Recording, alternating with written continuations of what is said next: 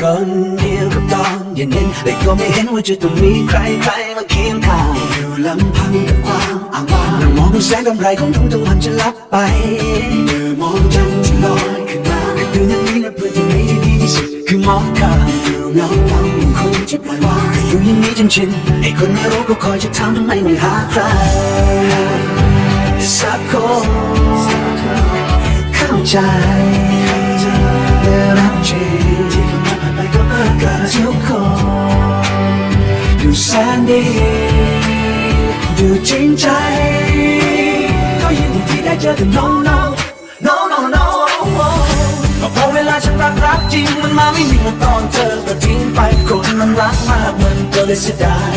มันปวดใจฉันบอกใครก็ไม่ช่วยเพราะรักเองเจ็บเองก็อยู่ยังคนไม่มีแฟนจะหาใครมาแทนก็กลัวว่าเขาจะมาซ้ำคนเดียวนี่คนใจดำเลยคบกันเชื่อแบบคำๆก็เจอประจำก็เลยต้องอยู่คนเดียว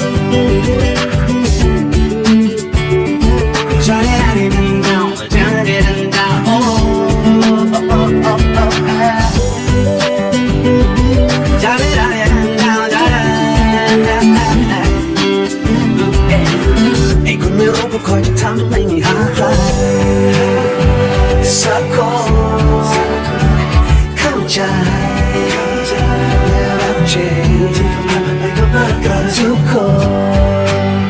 ดูแสนดีดูจริงใจก็ยินดีได้เจอแต่ no no no no no ก็เพราะเวลาฉันรักจริงมันมาไม่มีเมื่อตอนเธอมาทิ้งไปคนมันรักมากมันก็เลยเสียดายปวดใจฉันบอกใครก็ไม่ช่วยเพราะรักเองเจ็บเองก็อยู่ยังคนไม่มีแฟนจะหาใครมาแทนก็กลัวเขาจะมาซ้ำคนเดียวนี่คนมันใจดำเลยคบกันเที่ยวแบบคำๆก็เจอประจำคือเลยต้องอยู่คนเดียวเวลาฉันรักจริงมันมาไม่มีเมื่อตอนเธอก็ทิ้งไปคนมันรักมากก็เลยเสียดายมันปวดใจฉันบอกใครก็ไม่ช่วยเพราะรักเองเจ็บเองก็อยู่ยังคนไม่มีแฟนจะหาใครมาแทนก็กลัวเขาจะมาซ้ำคนเดียวนี่คนมันใจดำเลยคบกันเที่ยวแบบคำๆก็เจอประจำก็เลยต้องอยู่คนเดียว